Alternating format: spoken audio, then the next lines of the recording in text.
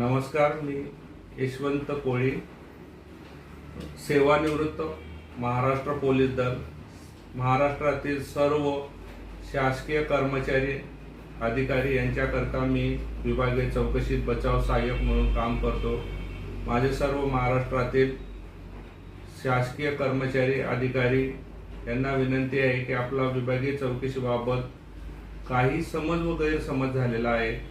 बरेच अधिकारी, बरेच कर्मचारी हे विभागीय चौकशीमध्ये अज्ञानापायी शिक्षा भोगत असतात किंवा चुकीच्या पद्धतीने सदरच्या कारवाईला सामोरे जात असतात। तरी सर्व शासकीय कर्मचाऱ्यांना अशी विनंती आहे की माझे विभागीय चौकशी म्हणून यूट्यूब चॅनल आहे, सदर चॅनलवर सर्व शासकीय कर्मचाऱ्यांना वेळोवेळी योग्य ते मार्गदर्शन व माहिती मिळावी याकरता मी खालीलप्रमाणे माहिती सादर करीत आहे।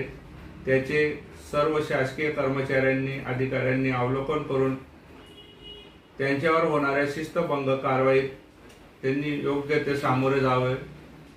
चुकीच्या कुठल्याही मार्गाचा त्यांनी अवलंब करू नये किंवा चुकीच्या कारवाईचा पाठपुरावा त्यांनी करू नये।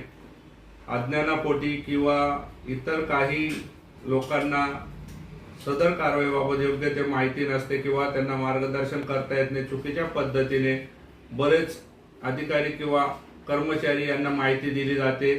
त्यामुळे त्यांची भविष्यामध्ये पदोन्नती रोखणे, वेतनवाढ रोखणे किंवा त्यांचा खालच्या टप्प्यावर पदान्नत करणे किंवा अन्य शिक्षांना त्यांना बढतर्फीसारखे शिक्षांना सामोरे जावं लागते किंवा योग्य ते अपील कुठे केले जाते, अपीलाची काय कालावधी आहे, अपील कशा पद्धतीचे तयार केले जाते, अपीलात काय नेमके मुद्दे आले पाहिजे, दोषारोप व अपील याच्यातला फरक न करता काहीतरी वेगळ्या मुद्द्यावर वरिष्ठांच्या विरुद्ध खोटी नाटी तक्रार करणे किंवा तक्रार मुख्य बाजूला ठेवून दुसरेच काहीतरी त्याच्यात लिहून काढणे, अशा बऱ्याच बाबी अपीलामध्ये असतात। तरी सर्व अधिकारी आणि शासकीय कर्मचारी यांना विनंती आहे की अपील आम्ही चांगल्या पद्धतीने शासनास किंवा योग्य त्या अपीली अधिकाऱ्यांना तयार करून पाठवत असतो।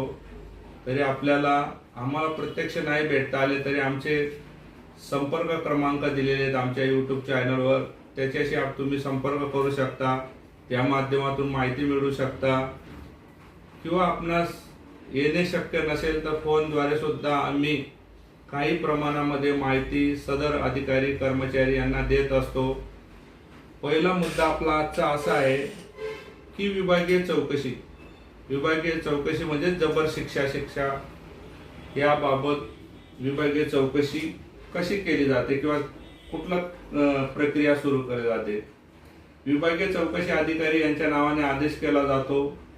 सदर आदेश विभागीय चौकशी अधिकारी आणि अपचारी यांना सुद्धा कळवला जातो, त्याची प्रत दिली जाते।